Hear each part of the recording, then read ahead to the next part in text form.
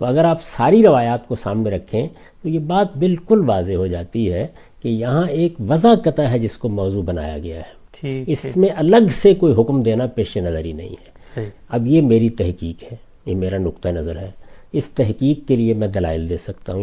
ہمارے ہاں ہوتا کیا ہے کہ لوگ بعض چیزوں کے بارے میں جب ایک رائے قائم کر لیتے ہیں تو وہ یہ نہیں دیکھتے کہ جس طرح یہ ضروری ہے کہ اگر کوئی دین کی بات ہے تو آپ اس کو چھوڑیں نہیں، اسی طرح یہ بھی بہت ضروری ہے کہ اگر دین میں کوئی بات غلط داخل کر دی گئی ہے یا اس میں افراط و تفریط ہو گئی ہے یا بات کا جتنا وزن تھا اس سے زیادہ دے دیا گیا ہے تو اس کی بھی تصحیح کریں۔ لوگ عام طور پہ یہ کہتے ہیں کہ ایک زمانے تک آپ کی بھی وہی رائے تھی جو علماء کی رائے تھی کہ یہ داڑھی جو ہے انبیاء کی ہی سنت ہے اور اسی لحاظ سے مسلمان معاشرت میں لوگوں کو یہ رکھنی چاہیے۔ تو جب آپ کی یہ رائے تھی تو کن بنیادوں پر تھی، اور اب تو خیر آپ کی رائے اگر تبدیل ہوگی، ان کی بنیادیں تو آپ نے واضح کر دی ہیں، تو اس وقت کس بنیاد پہ آپ یہ کہتے تھے؟ علماء ہم دیکھتے ہیں تو ان کا ایک خاص حیت، خاص لباس، ایک داڑھی، ایک خاص قسم کی جامہ زیبی آپ کی بظاہر بھی اس سے مختلف نظر آتی ہے، اور اعتراض یہ کیا گیا ہے کہ داڑھی ہمیشہ سے انبیاء کی ایک سنت رہی ہے لیکن آپ داڑھی کو سنت نہیں مانتے۔ یہیں سے آغاز کر لیتے ہیں۔ بسم اللہ الرحمن الرحیم۔ آپ کی بڑی عنایت ہے کہ آپ یہ سوالات اس طرح میرے سامنے رکھ رہے ہیں۔ میں دین کا ایک طالب علم ہوں۔ میرے ساتھ مسئلہ یہ ہے کہ میں جب شعور تو نہ یہ صورتحال تھی کہ میں ایک مذہبی گھرانے میں پیدا ہوا ہوں، مجھے بہرحال کسی مدرسے میں تعلیم پانے کا موقع ملا ہے، میں وہاں سے نکلا ہوں، اب مجھے دین ہی کی بات کرنی ہے۔ میرا پس منظر یہ تھا کہ میں ایک ذمہ دار گھرانے سے تعلق رکھتا تھا۔ میرے گرامی قدر والد ایک صوفی بزرگ تھے۔ میں نے ابتدا میں وہی چیزیں پڑھیں جو بالعموم تصوف کی تعبیر کو بیان کرتی ہیں، وہی شاعری، وہی ادب، وہی رومی، وہی عطار، وہی ثنائی، انہی چیزوں میں میری پرورش ہوئی۔ میرے سامنے مذہب جب میں شعور کی عمر کو پہنچا تو ایک چیلنج کے طور پر آیا۔ میں جو کچھ مانتا ہوں کیا یہ درست ہے؟ میں جس قوم میں پیدا ہوا ہوں کیا اس کے نظریات کی کوئی وقت ہے؟ یہ جو چیزیں مجھ سے مذہبی اعتقاد سے منوائی جاتی ہیں یہ اپنے پیچھے کوئی استدلال رکھتی ہیں؟ تو میرے لیے یہ تحقیق کا موضوع بنا۔ اسی وجہ سے میں ہمیشہ یہ کہتا ہوں کہ ہمارے ملک میں بہت سے علماء ہیں، لوگ جائیں ان سے استفادہ کریں، میں سب کی بہت عزت کرتا ہوں۔ میں دین کا ایک طالب علم ہوں۔ میں جب کسی چیز کے بارے میں گفتگو کرتا ہوں تو اصل میں اپنے طالب علمانہ سفر کو دوسروں کے ساتھ شیئر کر رہا ہوتا ہوں۔ میں نے جس چیز کو سامنے رکھ کے کیا ہے، یعنی مجھے دین کو سمجھنا ہے۔ ایک دن مجھے اس دنیا سے رخصت ہونا ہے، قبر میرے لیے تیار کی جائے گی۔ اگر کوئی اس کائنات کا پروردگار ہے تو مجھے اس سے ملاقات کرنی ہے۔ اس لیے دین سب سے پہلے میرا مسئلہ ہے، نہ یہ میرا پیشہ ہے، نہ مجھ پر کوئی پابندی عائد ہوتی ہے کہ میں اس کو لوگوں کے سامنے بیان کروں۔ میرے لیے تو سب سے بڑا مسئلہ یہی تھا کہ میں کہاں کھڑا ہوں۔ میرے سامنے جتنے سوالات اس وقت تھے ان میں سے ایک ایک کو میں نے موضوع بنایا، ان کو دیانتداری کے ساتھ سمجھنے کی کوشش کی۔ اس معاملے میں جو کچھ ماضی میں کہا گیا تھا یہ صحیح کی کہ میں اس کو پڑھوں، اس کو سمجھوں۔ میری یہ خوش قسمتی تھی کہ میں بچپنی سے عربی زبان سے واقف تھا، میں فارسی زبان سے بھی واقف تھا۔ مسلمانوں کا جو کچھ علم ہے اس علم تک رسائی میں کوئی رکاوٹ نہیں تھی۔ تو میں نے ان میں سے ایک ایک چیز کو دلائل کی روشنی میں پرکھنے کی کوشش کی ہے، یعنی یہ جاننے کی صحیح کی ہے کہ اگر کوئی بات کہی جا رہی ہے، اگر کسی چیز کو دین کی حیثیت سے بیان کیا جا رہا ہے تو اس کی نوعیت کو متعین کروں۔ چنانچہ یہ جو داڑھی کے بارے میں آپ نے سوال کیا ہے اس میں بھی یہی چیز تھی۔ اس کی بنیاد کیا ہے؟ کیا دین کی حیثیت سے یہ چیز فی الواقع بیان کی گئی ہے؟ کیا یہ قرآن مجید میں ہے؟ کیا رسالت مآب صلی اللہ علیہ وسلم نے اس کو ایک سنت کے طور پر جاری کیا ہے؟ کیا روایتوں میں اس کا ذکر اس اعتبار سے ہوا ہے؟ تو یہ ساری چیزیں سامنے رکھ کر جب غور کیا جائے گا تو ایک طریقہ یہ ہے کہ علماء یہ کہتے ہیں، یہ ایک رائج چیز ہے، چلی آ رہی ہے، سب لوگ اس کو ایسے ہی دیکھتے ہیں، ایک طریقہ یہ ہے۔ تو آدمی یہ اختیار کرنا چاہے یہ اس کی مرضی ہے، وہ اختیار کر لے، لیکن میں اپنے پس منظر کے لحاظ سے مجبور تھا کہ جس چیز کو میں دین کہہ رہا ہوں مجھے پہلے متعین طور پر واضح ہونا چاہیے کہ یہ فی الواقع دین ہے۔ تو میں نے جب دین کا مطالعہ شروع کیا اور دین کے پورے مشمولات کا جائزہ لیا، قرآن مجید کو دیکھا، سنت کو دیکھا، روایات کے ذخیرے کو دیکھا، تو میں اس نتیجے کے اوپر پہنچا کہ بہت سی چیزیں ایسی ہیں کہ جو روایات میں اس طرح بیان ہو گئی ہیں کہ اگر آپ ان کے اندر اتر کر یہ جاننے کی صحیح نہ کریں کہ یہ بات کہی کیا گئی ہے تو اس سے بالکل الٹا مدعا سامنے آ جاتا ہے۔ اچھا، اس کی بہت سی مثالیں میں دے سکتا ہوں کہ جہاں پر بات کچھ اور تھی، ایک پس منظر تھا جس میں وہ کہی گئی، متکلم کا منشا بالکل اور تھا، رسالت میں آپ صلی اللہ علیہ وسلم کسی اور کی طرف توجہ دلانا چاہ رہے تھے، لیکن لوگوں نے ان الفاظ کو جس طرح دیکھا اس سے ایک حکم اخذ کر لیا، ٹھیک، درا حالے کہ وہ رسالت میں آپ صلی اللہ علیہ وسلم کا منشا ہی نہیں تھا۔ اس میں ایک فرق پہلے واضح کر دوں، اور وہ یہ کہ ایک چیز ہے اللہ کی کتاب قرآن مجید۔ قرآن مجید کے ساتھ مسئلہ یہ ہے کہ یہاں نہ تو یہ ہوا ہے کہ اللہ تعالیٰ کی بات کو لوگوں نے اپنے فہم کے مطابق بیان کر دیا ہو، وہ اللہ تعالیٰ کے اپنے الفاظ میں ہم تک پہنچی ہے۔ یہی دنیا کے سارے مذہبی لٹریچر میں قرآن کا امتیاز ہے، یعنی وہ اللہ تعالیٰ کے اپنے الفاظ میں ہے۔ پھر یہ کہ وہ منتشر جملوں کی صورت میں نہیں ہے، یعنی اللہ تعالیٰ نے کچھ جملے بولے اور ان کو لوگوں نے آگے روایت کر دیا۔ وہ ایک مرتب اور منظم کتاب ہے، کتاب کی حیثیت سے نازل کی گئی ہے، کتاب ہی کی حیثیت سے اس کو ترتیب دیا گیا ہے، کتاب ہی کی حیثیت سے وہ ہم تک پہنچائی گئی ہے۔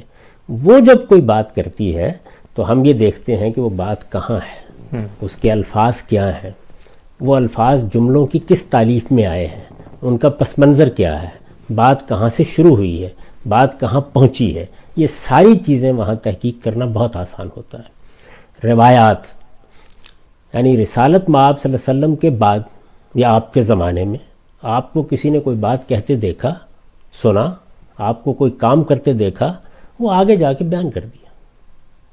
روایات یہ ہیں، ان کی کوئی ذمہ داری رسول اللہ صلی اللہ علیہ وسلم پر عائد نہیں ہوتی، یعنی یوں نہیں ہے کہ آپ نے کسی کو پیغام بر مقرر کیا تھا کہ یہ میری بات لوگوں کو جا کے بتا دینا۔ ٹھیک، کوئی بات سنی، کوئی چیز دیکھی، اس کو لوگوں نے اپنے طور پر بیان کیا ہے۔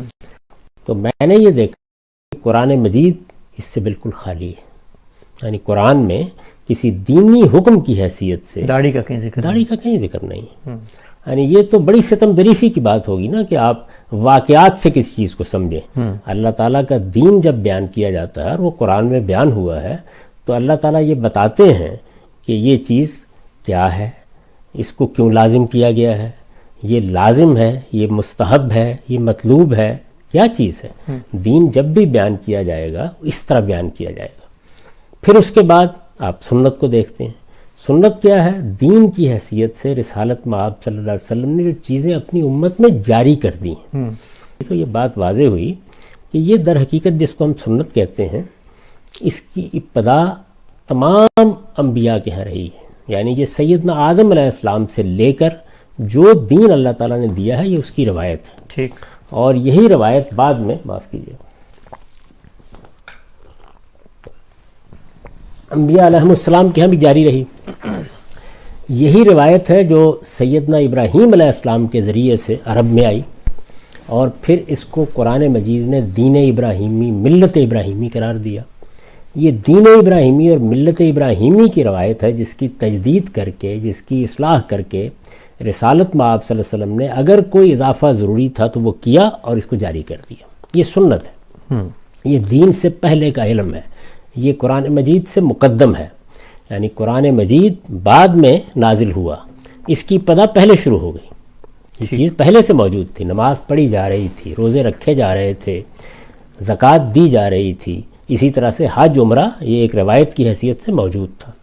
یہ ساری چیزیں جو ہیں یہ سنت کی حیثیت سے جاری تھیں۔ تو میں نے دیکھا کہ کیا ان میں یہ چیز موجود ہے، تو معلوم ہوا کہ وہاں بھی نہیں ہے۔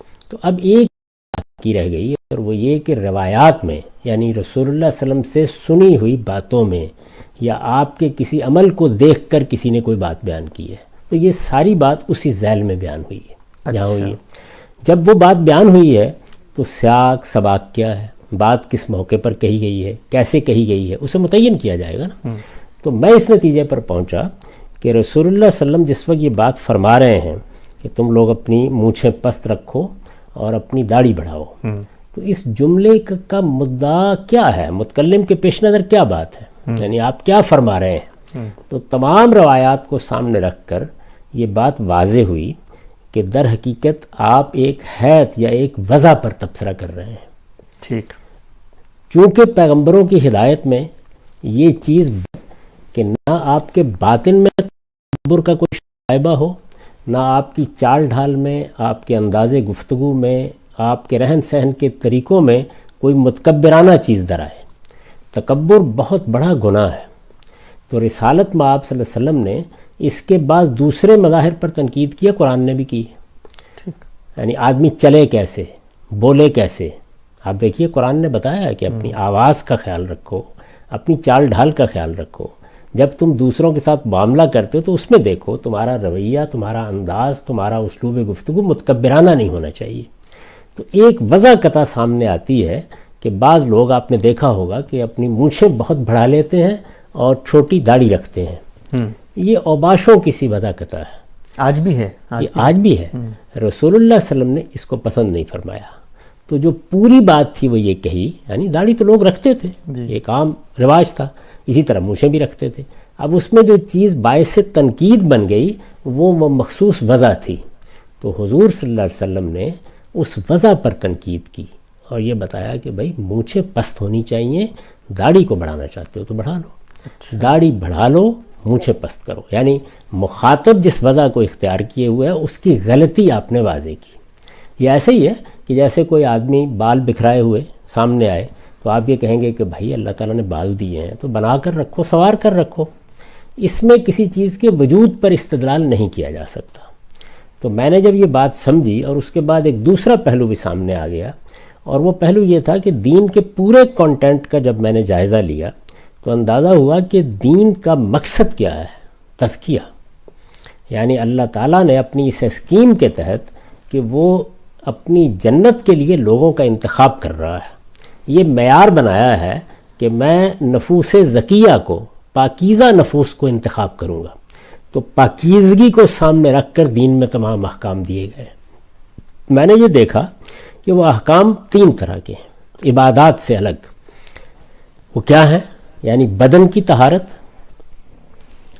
خور و نوش کی طہارت، جو چیزیں ہم کھاتے پیتے ہیں، وہاں پر یہ قاعدہ بنا دیا گیا کہ طیبات کھائے جائیں گے، خبائث سے اجتناب کیا جائے گا۔ ٹھیک۔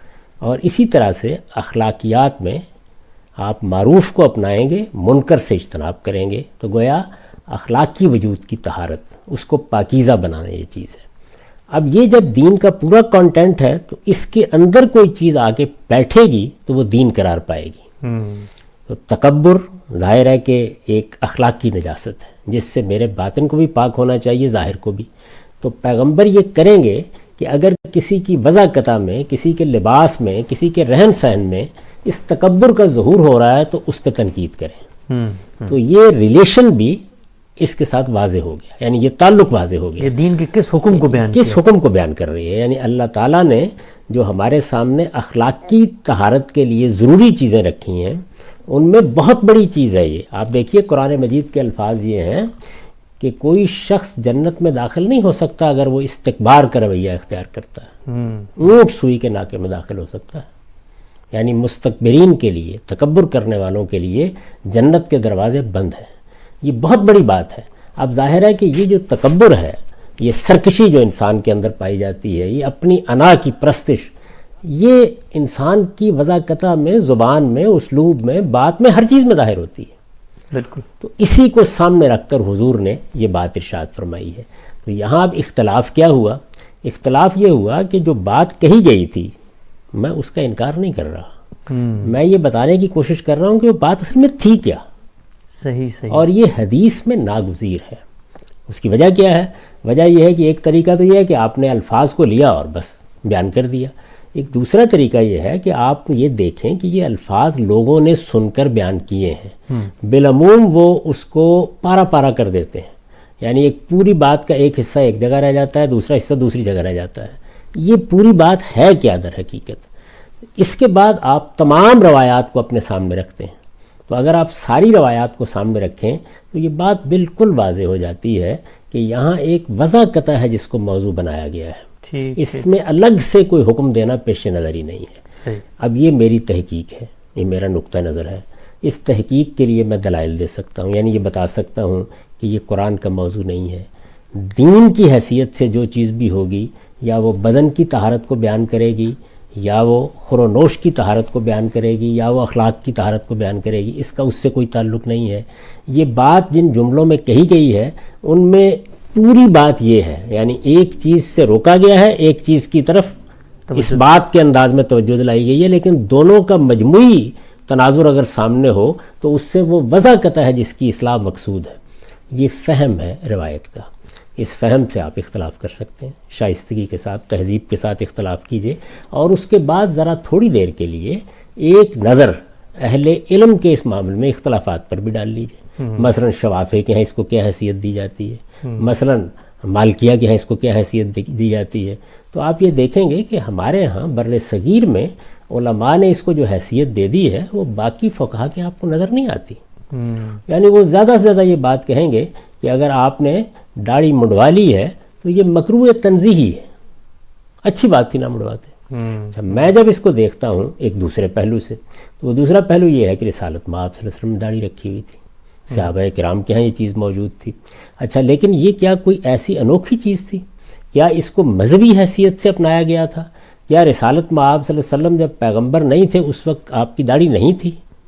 کیا اس کے بعد آپ نے رکھی؟ کیا صحابہ کرام کے ہاں اس کے بعد تبدیلی آئی؟ تو یہ معلوم ہوتا ہے کہ اس زمانے میں مرد بالعموم داڑھی رکھتے تھے. تو اگر آپ نے اس کو کوئی حیثیت دینی ہے دینی لحاظ سے تو وہ کیا ہوگی؟ وہ یہ ہوگی کہ میرے پیغمبر نے داڑھی رکھی ہوئی تھی، میں اپنے پیغمبر سے محبت کرتا ہوں. اس محبت کا اظہار میں آپ کی بہت سی باتیں اپنا کر بھی کر سکتا ہوں. تو یہ محبت کے دائرے میں تو اپنی ایک جگہ بنا لے گی. یعنی رسالت میں آپ صلی اللہ علیہ وسلم اٹھتے کیسے تھے، بیٹھتے کیسے تھے، آپ لباس کیا پہنتے تھے. ایک آدمی محبت کے ساتھ ان میں سے کسی چیز کو اپنانا چاہتا ہے، تو آپ کے یہ علم میں ہے کہ یہ محبت ایک ایسی چیز ہوتی ہے جس کی آپ نفی نہیں کر سکتے. یہ پیدا ہوتی ہے، یہ ماں کے لیے ہوتی ہے، باپ کے لیے ہوتی ہے، یہ لیڈروں اور رہنماؤں کے لیے ہوتی ہے، یہ علماء کے لیے ہوتی ہے، یہ مشائخ کے لیے ہوتی ہے. تو یہ خدا کے پیغمبر کے لیے کیوں نہیں ہوگی؟ تو اس کا اظہار بعض اوقات آپ کی کسی چیز کو اپنانے میں ہو جاتا ہے. اس لحاظ سے میں اس کو ایک محبوب چیز سمجھتا ہوں. جتنی اللہ تعالیٰ نے مجھ کو دی ہے وہ میں نے بھی رکھی ہوئی ہے. لیکن یہ کہ یہ دین میں کوئی سنت ہے، دین میں کوئی مستحب عمل ہے، دین میں کوئی واجب چیز ہے، دین میں کوئی فرض ہے، یہ جس طرح کہ میں نے عرض کیا تحقیق اور تنقید کے معیار پر یہ باتیں پوری نہیں اترتی. یعنی اس کو دین بننے کے لیے یہ ضروری تھا کہ قرآن مجید نے دین کے جو مبادی متعین کر دیے ہیں یہ ان سے نکل کر حکم آتا. یہ ضروری تھا کہ اگر یہ کوئی سنت تھی جس کو جاری کیا گیا تھا تو یہ تمام انبیاء کے ہاں اسی طرح بیان ہوتی. رسالت میں آپ صلی اللہ علیہ وسلم اس کو اسی طرح جاری کرتے ہیں. یہ روایات میں جس طریقے سے زیر بحث آئی ہے وہاں یہ ضروری ہے کہ یہ سمجھا جائے. یعنی کسی موقع پر یہ ہے کہ اچھا فلان لوگوں کے ہاں اگر یہ بدعت پیدا ہو گئی ہے کہ وہ فلان چیز کو اس طرح کرتے ہیں تم ایسے کر لیا کرو. اگر آپ ابو امامہ باہلی کی روایت کا مطالعہ کریں تو اس میں بالکل دوسری تصویر سامنے آتی ہے. کئی چیزیں ہیں اس میں، کئی چیزیں ہیں. یعنی انصار کے بوڑھے بیٹھے ہوئے ہیں، رسالت میں آپ صلی اللہ علیہ وسلم سے پوچھتے ہیں کہ تم لوگوں نے داڑیاں سفید سفید ہیں، کوئی خضاب کیوں نہیں لگایا؟ وہ یہود کی ایک بدعت کا ذکر کرتے ہیں، آپ فرماتے ہیں کہ تم اس کے خلاف کیا کرو. اسی طرح کا معاملہ داڑھی کے بارے میں زیر بحث آ گیا اور چیزوں کے بارے میں زیر بحث آ گیا. تو بعض موقعوں کے اوپر ایسا ہوتا ہے کہ کسی وضع قطع کو لوگ دین بنا لیتے ہیں. آپ یہ جانتے ہیں کہ جو 5 چیزیں اللہ تعالیٰ نے خور و نوش کی چیزوں کے علاوہ حرام قرار دی ہیں ان میں ایک بہت بڑی چیز یہ ہے کہ تم اللہ پر افطرا کرو. ہمارے ہاں ہوتا کیا ہے کہ لوگ بعض چیزوں کے بارے میں جب ایک رائے قائم کر لیتے ہیں تو وہ یہ نہیں دیکھتے کہ جس طرح یہ ضروری ہے کہ اگر کوئی دین کی بات ہے تو آپ اس کو چھوڑیں نہیں، اسی طرح یہ بھی بہت ضروری ہے کہ اگر دین میں کوئی بات غلط داخل کر دی گئی ہے یا اس میں افراط و تفریط ہو گئی ہے یا بات کا جتنا وزن تھا اس سے زیادہ دے دیا گیا ہے تو اس کی بھی تصحیح کریں. تو میری جو اس معاملے میں تحقیق ہے اس کا نتیجہ یہ ہے کہ تمام روایتوں کو سامنے رکھ کر جو بات واضح ہوتی ہے وہ یہ ہے کہ یہ دین میں کوئی چیز نہیں ہے، یہ سنت، واجب، فرض، مستحب اس نوعیت کی چیز ہی نہیں ہے، یہ ہماری محبت کا اظہار ہے اور اس کو اسی جگہ رہنا چاہیے۔ اب یہ چیز جب مجھ پر واضح ہوئی تو میں نے اس کو بیان کر دیا۔ اچھا، اس کے بیان کر دینے کے بعد میں نے کبھی لوگوں سے نہیں کہا کہ وہ ضرور میری بات مان لیں یا داڑیاں رکھی ہوئی ہیں تو کاٹ دیں، اس سے مجھے کوئی دلچسپی نہیں۔ جو بات تحقیق سے مجھ پر واضح ہو گئی اس کو میں نے البتہ لوگوں کے سامنے رکھ دیا ہے۔ میں ان سب روایتوں سے واقف ہوں، علماء کے جو اس معاملے میں نقطہ ہے نظر ہے ان سے بھی واقف ہوں، تو میں پوری ذمہ داری کے ساتھ یہ سمجھتا ہوں کہ حضور صلی اللہ علیہ وسلم کا جو جملہ ہے اس کا مدعا ٹھیک نہیں سمجھا گیا۔ اس میں بنیادی طور پر اس وضع قطع کی اصلاح مقصود ہے کہ اگر آپ نے مونچھیں رکھی ہوئی ہیں، آپ نے داڑھی رکھی ہوئی ہے تو وہ کیسی ہونی چاہیے۔ یہ ایسے ہی ہے کہ جیسے آپ ایک لباس پہنتے ہیں تو حضور کو یہ محسوس ہوا کہ اس لباس کی بعض صورتیں ایسی ہیں جس میں تکبر کا اظہار ہوتا ہے، جس کو عربی زبان میں اسبال کہتے ہیں، یعنی آپ نے اپنی تہمت باندھی ہوئی ہے اور پیچھے چھوڑا ہوا ہے اس کو، وہ گھسڑتی چلی آ رہی ہے۔ یہ اوباشوں کا طریقہ تھا، حضور نے اس پر تنقید کی۔ اسی طرح آپ امامہ باندھتے ہیں، اس کا شملہ بہت لمبا ہوتا ہے، ظاہر ہے اس میں بھی ایک متکبرانہ وضع بن جاتی ہے، اس پر آپ نے تنقید کی۔ تو اس سے دین کا ایک پورا تصور اور اس کی حکمت آپ کے سامنے آتی ہے کہ اللہ تعالیٰ جن چیزوں کو اخلاقی لحاظ سے پسندیدہ قرار دیتا ہے اور جن چیزوں کو وہ اچھا نہیں کہتا ان کا اطلاق کیا جائے گا نا معاشرے میں۔ اللہ تعالیٰ کہتے ہیں اسراف اختیار نہ کرو، اسراف کا باعث بن رہی ہے۔ صحیح۔ اللہ تعالیٰ نے بتایا کہ تمہارے باطن میں بھی تکبر نہیں ہونا چاہیے، ظاہر میں بھی نہیں ہونا چاہیے۔ آپ دیکھیے نا، جب آپ قرآن مجید کو پڑھتے ہیں تو اس میں یہ بتایا گیا ہے کہ اس طریقے سے اپنے کلے پھلا کے بات نہ کیا کرو اور دوسروں کے ساتھ اس طرح کا رویہ اختیار نہ کیا کرو، اپنی چال میں اقتصاد پیدا کرو۔ تو حضور صلی اللہ علیہ وسلم نے اس سے یہ سمجھا کہ جب اللہ تعالیٰ تکبر کا اظہار نہ چال میں پسند کرتے ہیں، نہ اٹھنے میں پسند کرتے ہیں، نہ بیٹھنے میں پسند کرتے ہیں، نہ بات میں پسند کرتے ہیں، تو یہ وضع قطع میں بھی نہیں ہونا چاہیے۔ اسے مونچھیں رکھتے ہیں، داڑھی رکھتے ہیں، یہ میرے نزدیک دین کا موضوع ہی نہیں ہے۔ یعنی دین اس لیے آیا ہی نہیں ہے کہ وہ آپ کی وضع قطع کے یہ پہلو دیکھے کہ آپ داڑھی رکھیں گے یا نہیں، آپ بال کیسے رکھیں گے، آپ سر مڈوا دیں گے یا آپ نہیں مڈوائیں گے۔ نہیں، آپ کی وضع قطع میں اگر کوئی اخلاقی خرابی پیدا ہو رہی ہے اس کی وہ اصلاح کرے گا۔ تو اس میں بھی رسالت مآب صلی اللہ علیہ وسلم نے اس اخلاقی خرابی کی اصلاح کی ہے کہ آپ کی داڑھی مونچھ ایسی نہیں ہونی چاہیے کہ اس کو دیکھ کر آدمی یہ محسوس کرے کہ یہ تو اوباش آدمی ہے۔ یہ میرے نزدیک خلاصہ ہے اس ساری بات کا۔ اگر کوئی چیز قابل وضاحت رہ گئی ہو تو آپ پھر پوچھ لیں۔ جی، میں غام صاحب آپ نے بہت تفصیل سے پہلے اس اعتراض کا جواب دیا کہ داڑھی کے حوالے سے۔ دو ضمنی سوالات میں اس میں پوچھنا چاہوں گا۔ پہلا یہ کہ عام طور پہ کہا جاتا ہے کہ رسول اللہ صلی اللہ علیہ وسلم نے جو الفاظ استعمال کیے وہ صیغہ امر ہیں، اور صیغہ امر جو ہے وہ کسی چیز کو واجب کرنے کے لیے، وجوب کے لیے استعمال کیا جاتا ہے۔ پہلا اعتراض، اس کا جواب دیجیے گا، پھر اگلا پوچھتا ہوں۔ بھائی، صیغہ امر جو ہے وہ اگر قرآن مجید آپ پڑھیں یا عربی زبان سے آپ واقف ہیں یا دنیا کی بھی کسی زبان سے واقف ہیں تو یہ بات کہ وہ ہر حال میں وجوب کو ثابت کرے گا یہ ٹھیک نہیں ہے۔ یعنی یہ اس کا سیاق سباق بتاتا ہے۔ یہاں جو میں نے یہ تعویل کی ہے، یہ بتایا ہے کہ یہ اصل میں اس جملے کا مدعا کیا ہے، بات کیا کہی گئی ہے، اور اس کے پیچھے اس اصول کی طرف توجہ دلائی ہے کہ آپ جو بات بھی سامنے آئے گی اس کو دین کے مجموعی نظام میں رکھ کے دیکھیں گے، اور سب سے پہلے یہ دیکھیں گے کہ قرآن مجید میں اس کی بنیادیں کیا ہیں۔ یعنی وہاں سے شروع ہوگا نا، دین کی کچھ بنیادیں ہیں جو واضح کر دی گئی ہیں، ان کے ساتھ ریلیٹ ہونا چاہیے ہر چیز کو۔ تو وہاں جب آپ سامنے رکھ کر دیکھتے ہیں تو میں بھی تو یہی کہہ رہا ہوں کہ اس میں ایک چیز کو واجب کیا گیا ہے، بلکہ میں تو یہ کہہ رہا ہوں اس میں واجب سے بھی آگے کی بات ہے، وہ یہ کہ آپ کی وضع قطع یہ نہیں ہونی چاہیے کہ آپ کی مونچھیں بڑی ہوئی ہیں اور داڑھی چھوٹی ہو۔ یعنی اگر تکبر کی وجہ سے مونچھیں بڑی کی ہیں اور داڑھی چھوٹی رکھی ہے تو جنت میں بھی نہیں جا سکتے پھر ہم، یعنی بہت بڑا جرم بن جائے گا نا۔ تو میں اس میں وجوب پر تو گفتگو نہیں کر رہا، میں تو یہ نہیں عرض کر رہا کہ یہ وجوب نہیں ہے، میں یہ عرض کر رہا ہوں کہ آپ نے بات کا مطلب کیا سمجھا ہے۔ یعنی آپ نے دو جملوں کو الگ کر کے دو الگ احکام سمجھ لیے ہیں، بلکہ دونوں کے مجموعے سے جو بات نکل رہی تھی وہ آپ کو سمجھنی چاہیے تھی، اور وہ دونوں کے مجموعے سے در حقیقت ایک وضع قطع پر نقد کیا گیا ہے، اس کو تبدیل کرنے کا حکم دیا گیا ہے۔ یہ حکم ہے حضور کا، اور حکم دینی ہے، اور اسی اصول پر مبنی ہے کہ دین میں یہ جو آپ کا قلب ہے اور آپ کے دل میں جو کیفیات پیدا ہوتی ہیں اور آپ کے ہاں جو اخلاقی رضائل و فضائل ہیں وہ سب دین کا موضوع ہے۔ تو میں نے تو اس جملے کو اٹھا کر اس کو دین کے مجموعی نظام میں رکھ کے بتایا کہ دین در حقیقت متکبرانہ رویوں کی اصلاح کرنا چاہتا ہے. اس لیے حضور نے جو بات فرمائی ہے وہ واجب ہے، لازم ہے، لیکن بات کیا ہے؟ یعنی میں آپ سے اختلاف اس میں نہیں کر رہا کہ یہ واجب ہے یا نہیں ہے، میں اختلاف اس میں کر رہا ہوں کہ آپ بات نہیں سمجھ رہے ہیں. یعنی بات یہ ہے کہ یہ وضاقتہ تبدیل کرو، تمہاری وضاقتہ یہ ہونی چاہیے. اگر تم اس طرح سے بڑی بڑی مونچھیں اور چھوٹی داڑھی رکھتے ہو تو جو اس سے تمہاری تصویر بنتی ہے وہ ایک متکبر اور اوباش آدمی کی تصویر بنتی ہے، اسے تبدیل کرو. تو یہ تو بہت بڑی بات ہے، تو اس میں تو وجوب کا سوال نہیں، لیکن چونکہ سوال آپ نے کیا ہے تو میں آپ سے عرض کرتا ہوں کہ امر ہوتا ہے، امر کا صیغہ یہ مشورے کے لیے آ جاتا ہے، ترغیب کے لیے آ جاتا ہے، یہ محض اباحت کو بیان کرتا ہے. مثلا دیکھیے قرآن مجید میں جب جمعے کے بارے میں یہ فرمایا کہ اپنا سب کاروبار چھوڑو، تو جب جمعے کے لیے اذان دی جائے تو فسعوا الی ذکر اللہ، آؤ اللہ کے ذکر کی طرف، اللہ کی یاد کی طرف، جمعے کی نماز میں حاضر ہو جاؤ. کہیے تو فسعوا الی ذکر اللہ، ظاہر ہے کہ یہ بھی امر کا صیغہ ہے اور یہ واجب کر رہا ہے، لازم کر رہا ہے کہ آپ آئیں، اپنا کاروبار چھوڑیں. یعنی جمعہ ایک فریضہ ہے. جب اس کا اعلان کر دیا گیا اور ہمارے ارباب اقتدار کی طرف سے جمعے کا انعقاد ہو گیا تو اس کے جواب میں حاضر ہونا ضروری ہے، یہ طے ہو گیا. اگلا جملہ دیکھیے، فَإِذَا قُضِيَتِ الصَّلَاةُ فَانتَشِرُوا فِي الْأَرْضِ، جب نماز سے فارغ ہو جاؤ تو زمین میں پھیل جاؤ، کاروبار کرو، اللہ تعالیٰ کا فضل تلاش کرو.